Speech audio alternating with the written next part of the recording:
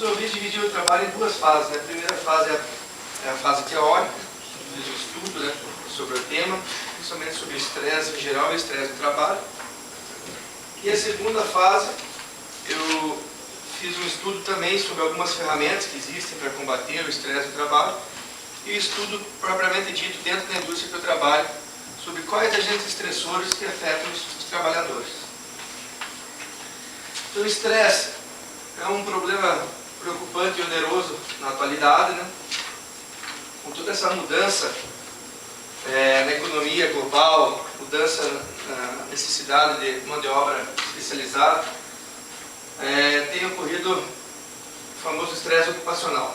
O objetivo geral do meu trabalho é identificar dentro da unidade industrial possíveis causadores de estresse que afetam os trabalhadores da indústria de compensado LFPP.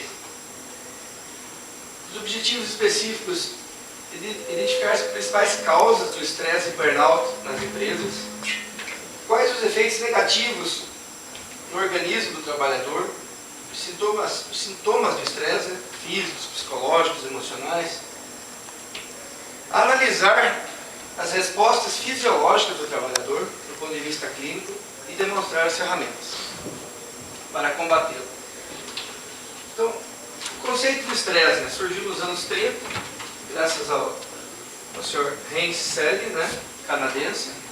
Segundo ele, o estresse é um processo vital e fundamental que pode ser dividido em dois tipos. Quando passamos pelo um estresse positivo, que é chamado eustress, e quando passamos pela fase negativa, que é o distress.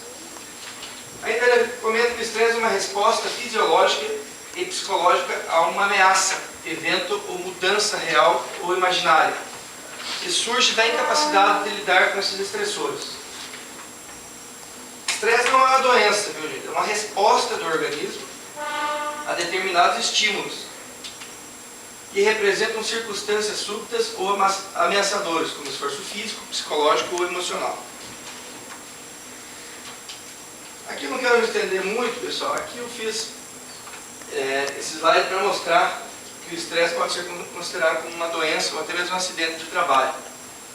Com a mudança, né, com a alteração da legislação previdenciária e a criação do nexo etiológico presumido, muitas doenças passaram a ser consideradas como doenças do trabalho, gerando, né, consequências previdenciárias fiscais para o empregador. Reconhecidos os casos de estresse como doença profissional do trabalho, a empresa sofrerá consequências, pessoal. Estabilidade, responsabilidade civil, incremento da contribuição previdenciária, entre outros. Estresse. O estresse é dividido em três fases. A fase do alerta, que pode ser até positivo. Por que pode ser positivo? Porque nessa primeira fase, o estresse faz com que a pessoa haja com mais velocidade, com mais rapidez. Já a fase, se o estresse continua, vai para a segunda fase, que o corpo se adapta ao estressor que está sendo exposto. Há uma liberação exagerada de adrenalina na corrente sanguínea. E a terceira fase é a fase de exaustão, pessoal. Por causa da exposição prolongada, se o trabalhador não tiver consciência, ele pode ficar até doente por causa do estresse. Como se fosse um elástico, que se você arrebentar esse elástico, não tem como você voltar. Então isso, depois dessa terceira fase, pode acontecer o burnout. O burnout daí já é uma doença Então aqui, as respostas fisiológicas, né, na primeira fase, na segunda e na terceira. Pode ver que lá na terceira fase já tem um gasto de energia, baixa imunidade, o organismo fica suscetível à doença e doenças psicomáticas. Aqui tem uma curva aqui, um gráfico ainda do austríaco, que ele mostra, né, a resistência do corpo contra o tempo aqui. Pode ver quando a pessoa... E o problema é que a pessoa não vê quando passa da fase de alerta para a resistência, da resistência para a exaustão. Nessa fase a pessoa pode chegar ao burnout, comprometendo toda a sua qualidade do trabalho, sua vontade mesmo de trabalhar.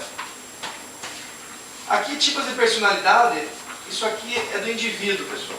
Dependendo do tipo da personalidade, a pessoa pode encarar o estresse de maneiras diferentes. Pessoas do tipo de personalidade A, né, são mais fáceis de terem algo prejudicial por causa do estresse. Personalidade B, já as pessoas são mais calmas, mais fáceis de trabalhar. O estresse é mais difícil de afetar esses tipos de pessoas. E tem um novo tipo de personalidade, né, que é uma mistura do A e B, e também, no geral, passam pelo estresse de maneira mais facilmente.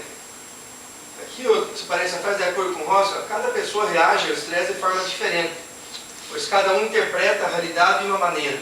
Pode ser ruim para um, pode ser não tão ruim para o outro, né? Então, duas coisas afetam, né? As características do trabalhador e as condições do trabalho. Tudo isso daqui, ó, a pessoa, né, dependendo da cultura dela, do gênero, da etnia, pode lidar melhor com o estresse do que outros. E aqui são as condições de trabalho, né? Que eu fiz, segundo a NIOSH, algumas das condições de trabalho que pode ser considerado como agentes estressores. Alguns sintomas físicos, psicológicos e comportamentais estão aqui no quadro: ansiedade, né, comportamental, agressividade, abusar de substâncias químicas, mau humor, físico ali, pode ver que afeta o corpo da pessoa inteira, né, a imunidade do sistema baixa, e estresse também tem tudo a ver com o trabalhador se sente no trabalho.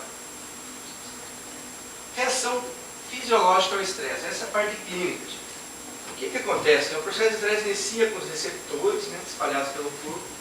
Assim que existe o perigo, o organismo passa uma resposta fisiológica completa. Os efeitos fisiológicos estão associados ao sistema nervoso, do cérebro e ao sistema endócrino. Então, os sinais captados chegam até o tálamo central, né, que repassa ao hipotálamo. Tá aqui. Este libera substâncias químicas e estimula a glândula hipófise a liberar o ACTH. O principal destino do ACTH são as glândulas adrenais, que passam a distribuir diferentes substâncias químicas para diferentes destinos. Todos com o objetivo de estimular o organismo para a luta ou fuga, desencadeando assim os sintomas referentes ao estresse. Aqui também explica a parte da liberação do ACTH na corrente sanguínea, né, que libera hormônios que podem ser prejudiciais ao corpo humano. Se os níveis de cortisol permanecem altos por muito tempo, o músculo se rompe. Há uma diminuição na resposta inflamatória e uma supressão do sistema imunitário, tudo que eu falei.